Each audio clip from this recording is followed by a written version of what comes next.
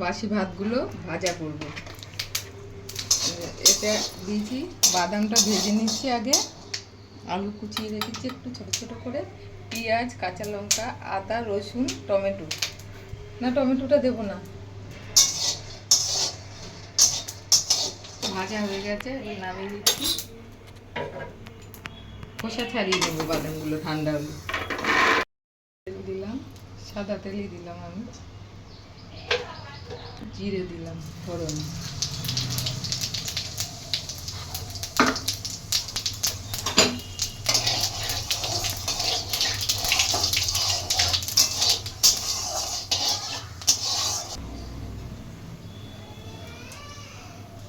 অল্প একটা আলু কুচানো ছিল দিয়ে দিচ্ছি। আলুটা একটু ভেজে নিয়ে তারপরে পেঁয়াজ রসুন আদা দেবো। ঠিক আছে,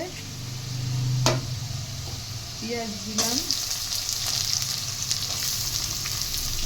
অল্প একটু আদা কুচি দিলাম, রসুন দিলাম কুচানো,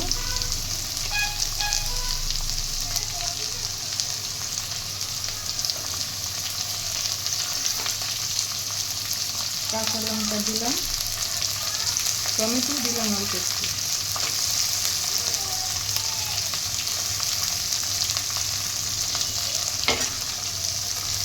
একটু ঝাল ঝাল করে করলে ভালো লাগবে। ঝালের পরিমাণটা আপনারা নিজের মতো দেবেন।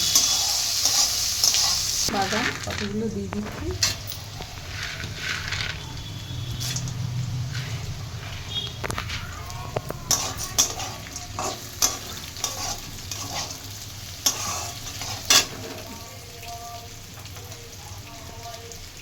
লবণ দিলাম,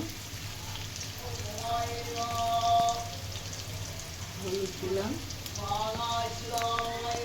লাগবে তাতে গুঁড়ো দিলাম। আমি একটু ঝাল ঝালই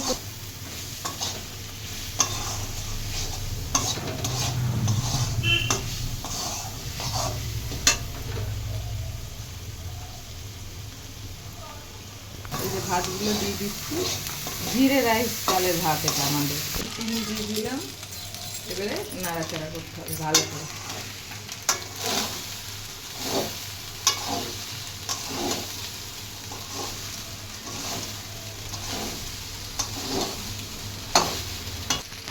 আমি একটা লেবু কেটে রেখেছিলাম, এবার চিপে দিয়ে দেবো।